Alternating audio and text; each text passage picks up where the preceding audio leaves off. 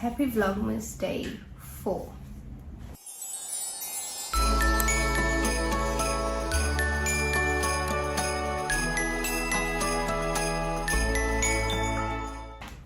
Guys, it's hot. It's windy, but it's hot.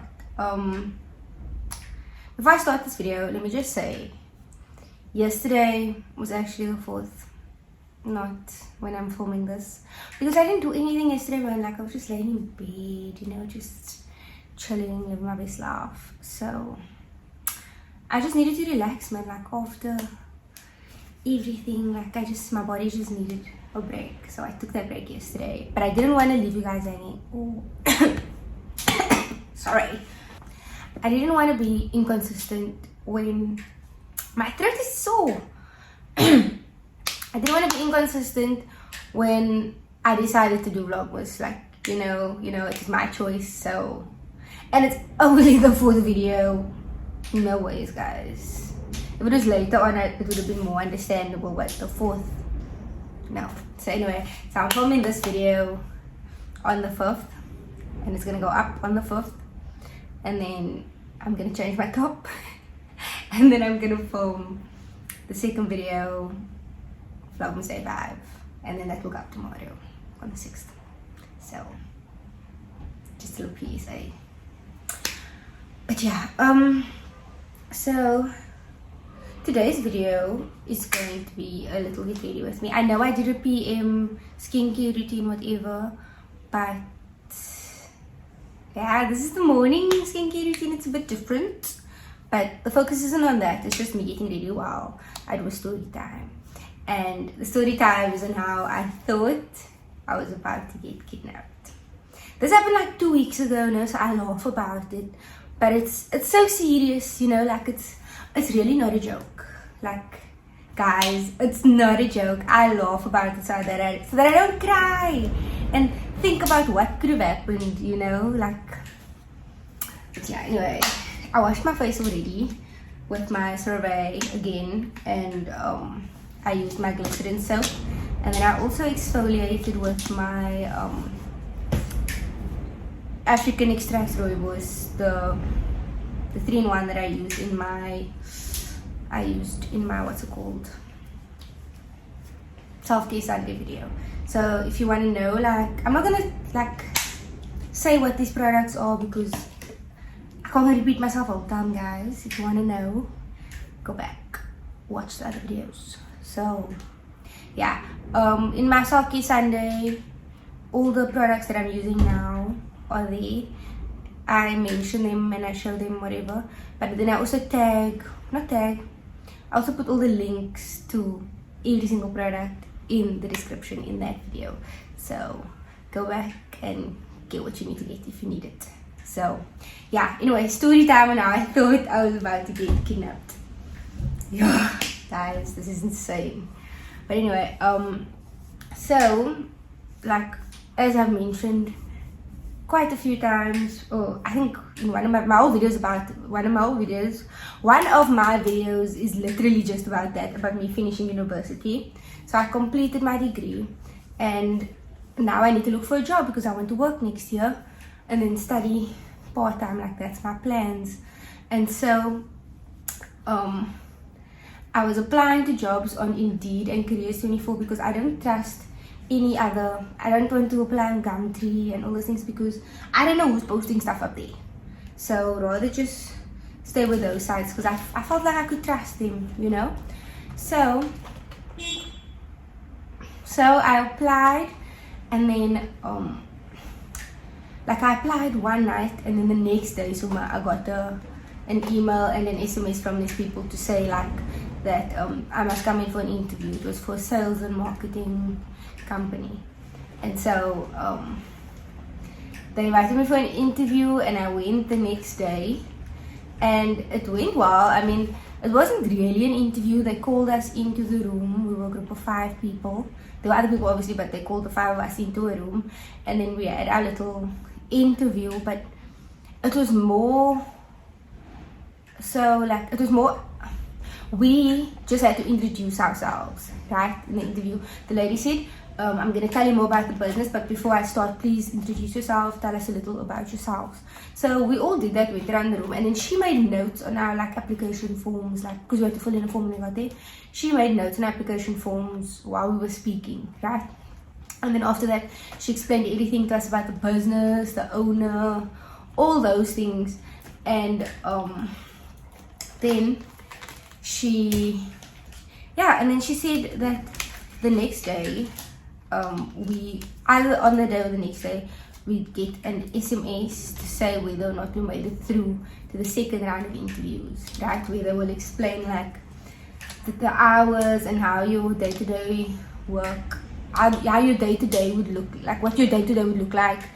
And I can't multitask, guys, I'm really struggling here, but yeah, like how, you know, like just what your days would look like and what you need to do and all of those things. And so I was like, and they would discuss pay and that things. So I went, and then there was a lot of people, like a lot of people were sitting in the waiting room.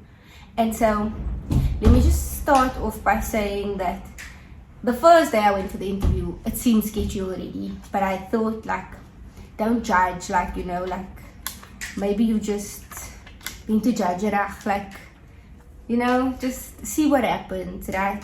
Have some faith in these people, because it wasn't like a set office. It was one of those offices where you can just pack up and go, like you were just there for like a few months or something. So there wasn't even a name of the business on there or something, which should have been a red flag to me. But I mean, I decided to just have a little bit of faith. And okay, wait, let me just pause. I'm gonna put on a pumper patch. I'm gonna pump here, and I'm gonna put a patch on that one again. So then the next day, we were a group of people sitting there, quite a bit of people. And then like, so there's like a few rooms, like, so we're sitting in the waiting room, and then out of this one room, like these people kept on walking out, and like quite a few people. And then like one would come out and they would call someone sitting in the waiting room, and then they'd walk out the door. Someone would come in, walk out, call someone, walk out the door, come in, call someone, walk out the door. So eventually this lady comes out, calls my name, we walk out the door. So another lady's walking with her, but she's not saying anything. This lady didn't introduce herself or anything. Like she just asked me like, are you Lisa? And then she asked me about my studies, like if I'm still a student, and just about me, where I live, and all those things. So this lady didn't tell me if she was like, she didn't say a name, she didn't say hi, I'm so and so. She didn't say I'm a manager, I'm a team leader, nothing. Like, you know, when we started looking at the door, then I started to like start questioning things, you know, because where are we going? I got an SMS to say that the interview was at the same building that I was at the day before. And then we're walking down the stairs, and we start to walk out the building, and we start to cross the road. And I'm asking this lady, where are we going? And she's like, what did she say? She said, Vienna. Oh, she said, do you know the interview's in town, right? And I was like, in town? What? No one told me anything about town. No one said the day before that there would be an interview in town. No one said on the day that there would be an interview in town. No one said in any of the messages that we would need to be in town. The SMS said be at the same building as the day before. And if it was in town, why couldn't I go there then? Why did I have to go here first? Anyway, I just said I had no idea that it was in town. And then the next day is this.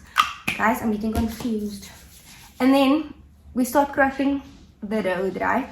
And so there's a mall opposite where this interview was supposed to take place. And now we're going into the mall because she apparently needs to draw money, right? And this is now after 8 before 9 o'clock. So the mall is like still closed. It's just the workers there. Please go away. Please go away. Please go away. So it's just the workers that were there, right? So the mall is already feeling sketchy, looking sketchy, because like I was thinking, no, like people try to grab or kidnap other people in malls when they are busy. They follow you when the malls are busy. So what are they gonna do when the malls are empty, you know? And when she went to draw money, like in this mall, no, by the one ATM, like it's very dodgy there. Like people hardly walk there, and it's just, even when the mall is full, that area feels sus, you know? And so I started getting scared. So the one lady was walking in front of me and the other one was walking behind me. And I didn't walk with my phone in the road, but as soon as we entered the mall, I messaged my parents and I said, apparently, oh, I left out a big part. So she said, the interview, let's just rewind. She said, the interview is in town. And then I said, how will we go? How did I forget this? Sorry guys. So we're walking, I asked her where we're going. She says the interview is in town. I said, no one told me about the interview being in town. And then I asked, how are we going? And she's like, with a taxi. With a taxi? What? And so I was like, listen, I have my car here. Can I go with my car? So she probably thought like they're coming with me in my car. And so when I asked, what's the address? It was like, she panicked and she didn't know what to say. And so she said, no, you can't go on your own. The three of us must travel together. And then I was like, whoa girl, am I now fast asleep? Because how sus doesn't that sound, man? Like, anyway, so now we step into the mall because ma'am needs to draw some money. And I messaged my parents and I'm like, guys, apparently the interview's in town. She's saying I can't go on my own. She wanted me to go with the taxi. She just wanted me to take my car, and she said like, if I do go with my car, we must be together. And then they were like, what's going on? And my dad is like, who are these ladies? And I'm like, I have no idea. No one introduced themselves. No one said who they are. So I like genuinely can't answer you. And then my daddy was like stressing.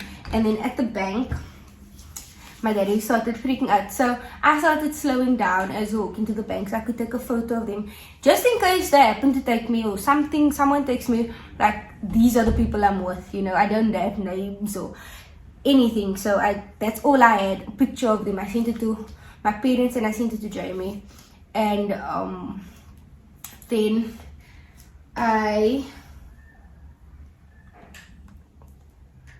then while she was throwing money, my daddy phoned me and he was like, let me just pause her. I'm just gonna sort my hair out and I'll be right back. I'm just gonna spray my hair and then, okay, I'm back. So, I'm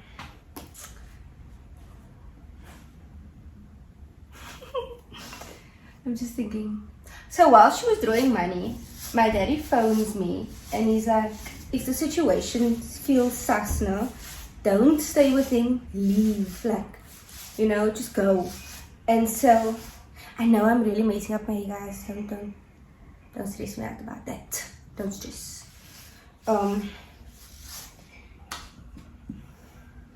Yeah, so he said if the situation is feeling sus, like, don't stay. And what was going through my head was that, like, anyone could grab me and no one would know.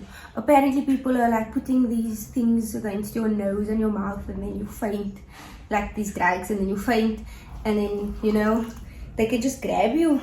And so I was stressed. Like, my location is on for both my parents and Jamie, so they'll know where I am. But like, you know, if anything happens, like, they could leave my phone there or something, you know.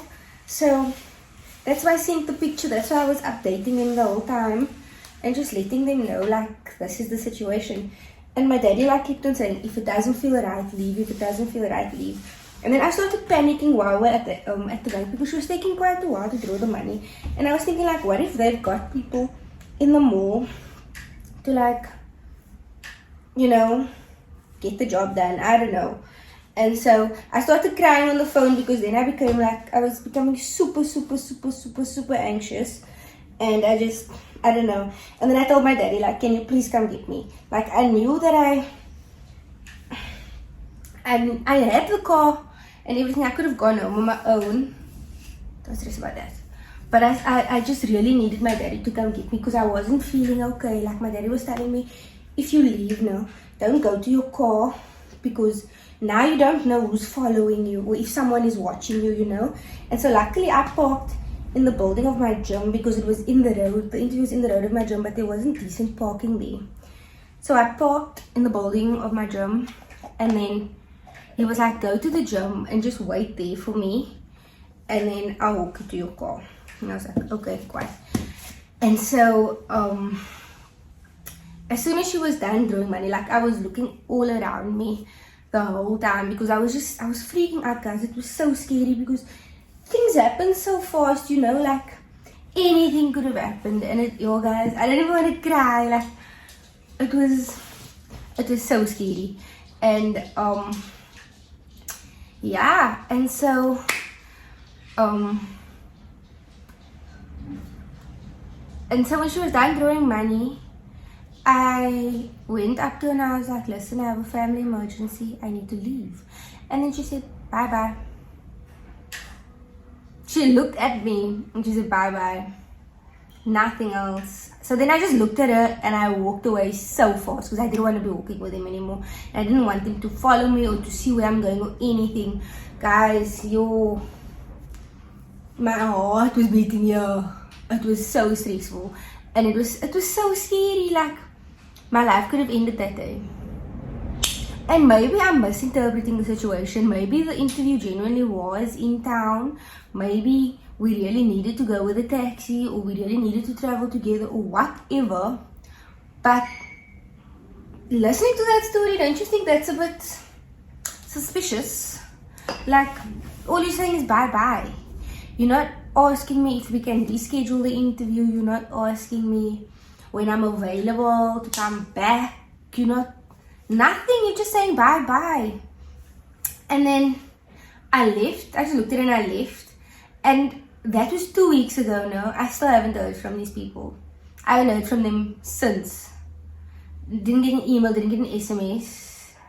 Like, nothing. No one is contacting me to find out what happened, where I went to, when I can come back for another interview. Nothing.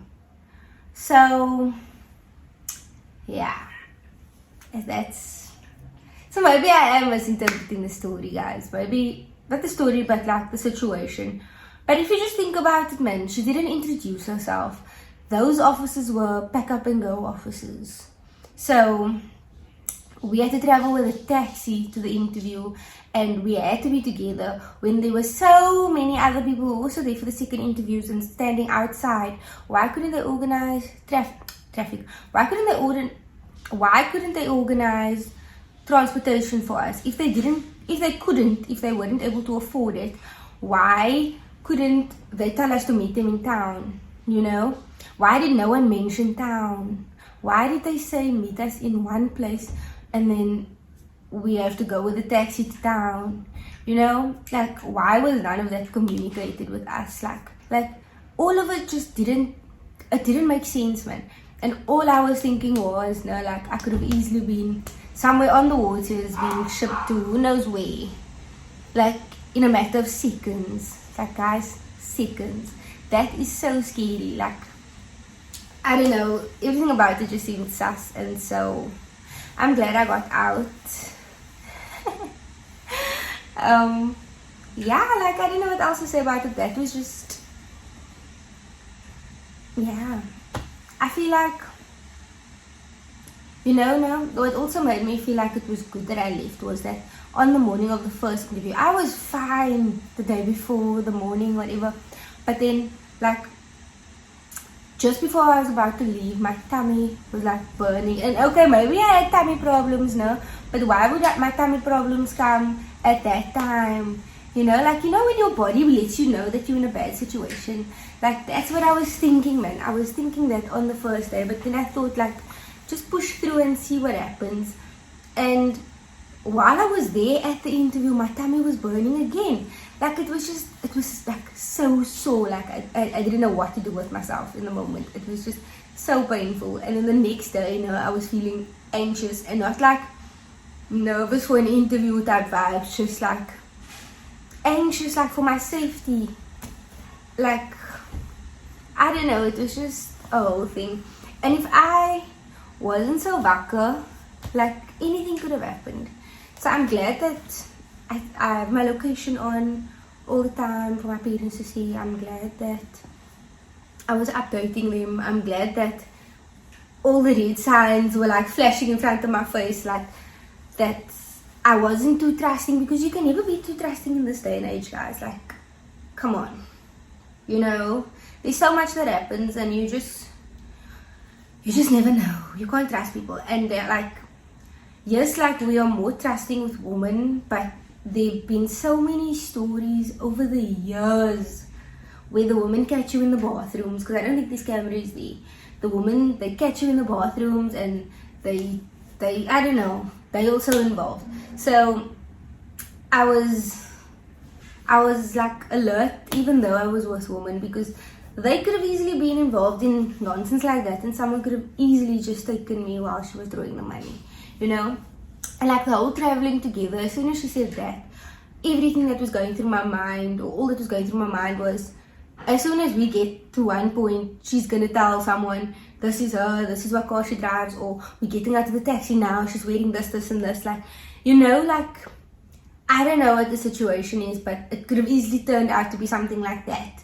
And I'm not playing with my life, guys. It's okay that I lost a job if it was a real job. Like, it's really okay. Like, I couldn't care less, because my life, guys, damn. Sure. But yeah, that's basically my story. And my daddy said I must make a video, and I've been trying to make a video for TikTok, and I just talk too much, man. Like, I just struggle to get to the point. So I figured it would be a decent YouTube video to make, and I just want to spread awareness, guys. Like, they catch you so easily with these job interviews. They know young people are desperate for jobs. Like, really, the unemployment rate in Cape Town is, for youngsters, it's insane, guys. And to put it on like a site like Indeed or Careers24, I'm not sure which one it was, but yeah, I'm not going to mention the company, but just be on the lookout, guys, when they say like no experience needed and must be this age and whatever. Like, if it just seems sketch, then just stay away. Like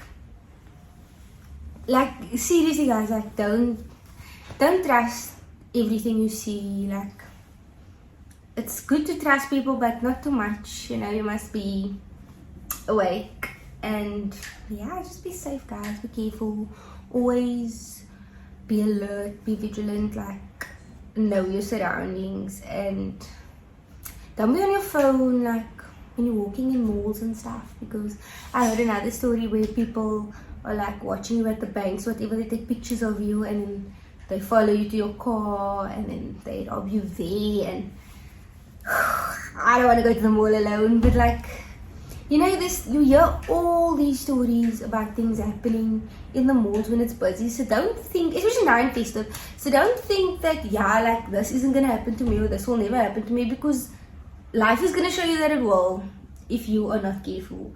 And yeah, just be safe this festive season, guys. This is not something to joke about. It's not something to mess around about. Like, just get serious, man, you know. But anyway, yeah, that's my story. Thank you for watching. I'm not gonna say I hope you enjoyed the video. I hope that I was able to bring some awareness to this topic. I don't know, it's weird for me to talk about serious things, guys. It's weird. But yeah, thank you for watching. Thank you for coming back for day 4 of Vlogmas. I don't know what I'm gonna do. I was keeping this story now for like another time when I have no idea what to film for Vlogmas, but I needed it, so I'm using it now. And yeah, I'll see you guys. I'm basically gonna film the next video right now, but I'll see you guys for Vlogmas day 5. Thank you for watching. Bye.